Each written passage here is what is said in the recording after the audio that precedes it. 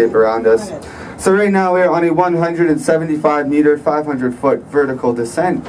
We are doing what we call a mountain pass. We are leaving one mountain range and docking into another. So we're leaving the Cascade Mountain Range. Now this mountain range stretches all the way down to Northern California, and it's in the same mountain range as Mount St. Helens down in Washington State.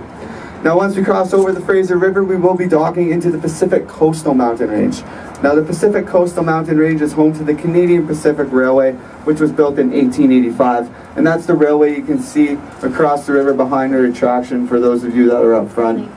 Now right below us, you can just see it on your left hand side. Now you're going to see it more on both sides of the tram as we descend a bit further. But the railway below us here is the Canadian National Railway. Now this railway was built in 1912. Now during the construction of the Canadian National Railway Tunnel, which runs right underneath our feet here, they hit a fault line in the rock. If you just look over here, you can see a big gaping hole in the rock face, like a big chunk of the mountain is missing here. Well, during the construction, they hit a fault line in the rock, causing over 100,000 cubic meters of rock to come crashing down into the Fraser River.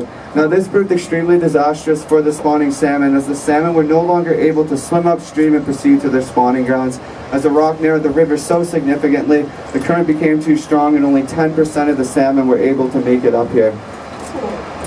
So in 1944, the US and Canadian governments built these two large steel and concrete structures you can see on both sides of the river here. These are known as the International Fishways. Now these are just big, long steel and concrete fish tunnels. Now to assist the salmon upstream, the salmon will just swim up through these tunnels. Inside the tunnels there are many barriers that will slow down the water speed to 5 kilometers an hour.